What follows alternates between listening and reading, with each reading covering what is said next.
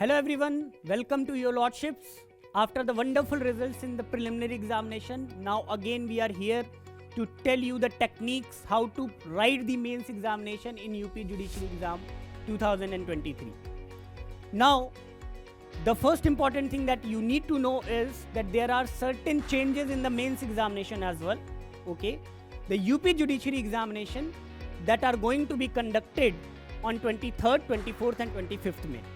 So first thing that we need to know is that what are the changes that have been made. क्या क्या changes किए गए हैं नए syllabus में मेंस के.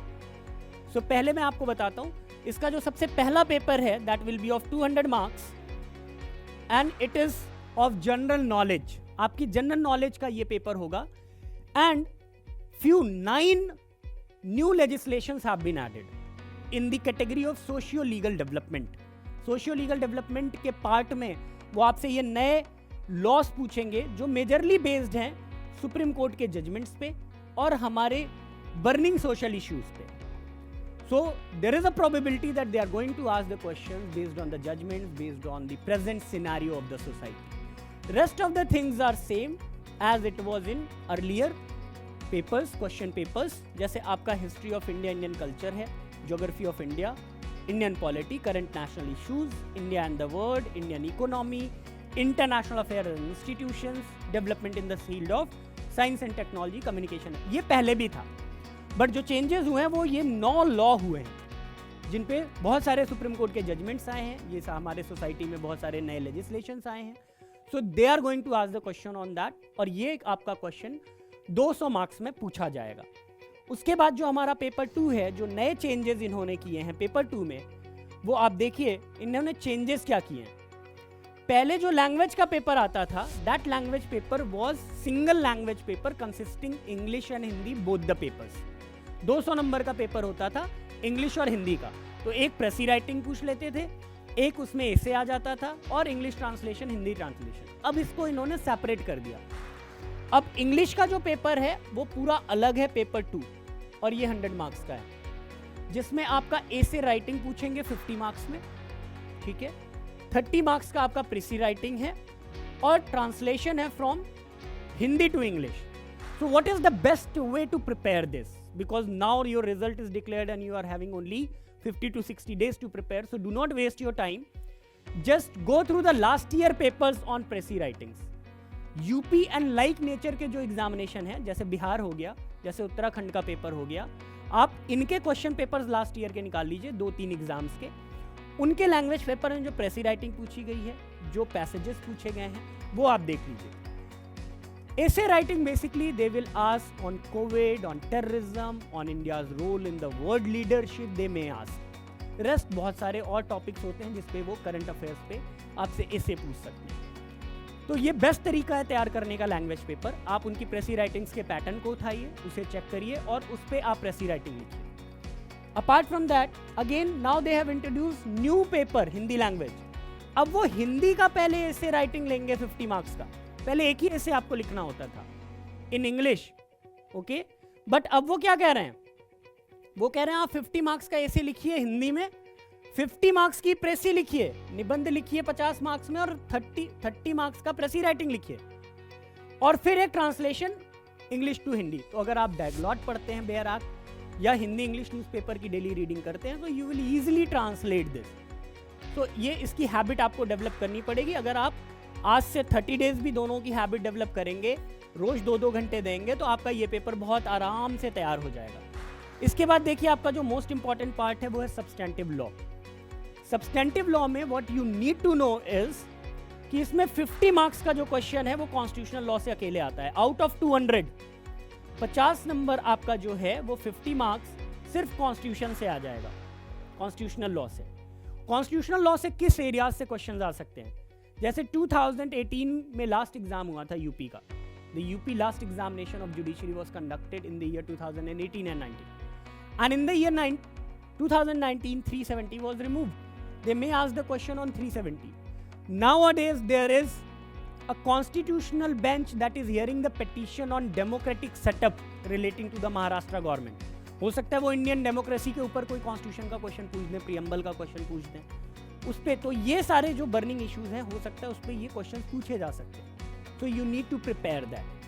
Apart from that, earlier the syllabus was same: law of contract, partnership, torts, law relating to TPA with special reference to trust, equity and your Hindu law and Mohammedan law. तो ये आपका substantive law का part होगा जिसमें इतने laws आपसे पूछे जाएंगे जो 200 नंबर का पेपर होगा.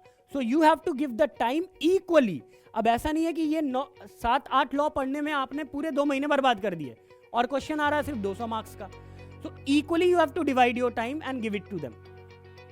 नेक्स्ट देखिए क्या है which is very important is your procedural law paper. अब ये देखिए प्रोसीजरल लॉ है. प्रोसीजरल लॉ में बेसिकली 3 सब्जेक्ट्स को ये कवर करते हैं: law of evidence, CRPC and CPC. But this paper is there to check your practical and procedural knowledge, because इस पेपर में along with your substantive questions, problem based questions, they will also ask you to draft plaint, WS, and they will ask you to write a judgment. Okay, now how we are going to help you on this? Now friends, we are going to conduct the live sessions of the sitting judges and the magistrates to practice minimum 5 civil writings, civil judgment writings, plaint writings and WS writings, and 5 criminal procedural and pleadings, that is your criminal judgment writing and your charge framing. So we are going to conduct from the next week.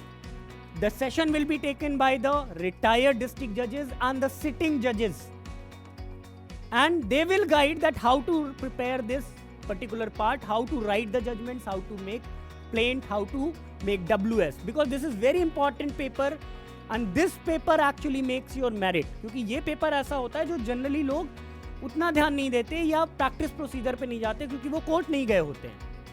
That is why we have made a syllabus, and now we are going to provide you the live sessions, online, offline both, so you can join us and you can take the sessions directly from the judges who are there in the bench, who are sitting in the bench, and they will guide you how to write the judgment. And then the 6th paper, again this is very important. This is local laws and IPC. So in 2, again it will carry 200 marks. ये भी 200 marks का आपका paper है पूरा. ये भी बहुत important होता है क्योंकि इसमें स्कोर हमेशा स्टूडेंट कम करता है. वो ध्यान देता है सिर्फ प्रोसीजरल पे, सब्सटेंटिव पे, एसे पे. वो लोकल लॉ पे ध्यान नहीं देता है. And this is the paper that decides your selection. Again I am saying this is the paper that decides your selection, कि आप सिलेक्शन में हैं या आप मेरिट में बाहर हो रहे हैं. इसमें देखिए आपको एक चीज बहुत अच्छी है कि इसमें आईपीसी कवर्ड है. तो जब आईपीसी कवर्ड है तो ये क्या करेगा, आईपीसी के 50 क्वेश्चन, 50 नंबर इससे आएंगे. So out of 200 again 50 marks question will be asked from IPC. So you need to prepare IPC in a very good manner. Okay, and then your new code has been added. This time they have replaced UP Zamindari Land Reform Act by UP Revenue Code. This is the first time that they are asking questions on Revenue Code 2006. तो ये जितना आपके लिए नया है उतने ही सारे लोगों के लिए नया है. तो आप इससे क्वेश्चंस तैयार कर सकते हैं. इसमें किसी तरह का प्रीवियस ईयर क्वेश्चन नहीं है. तो इसके जो मेन प्रोविजंस हैं वो आप तैयार कर सकते हैं. Definitely we will tell you that how to write the answer on revenue code and will provide the classes, short classes for that. उसके बाद आपका ये UP urban building regulation act पहले था.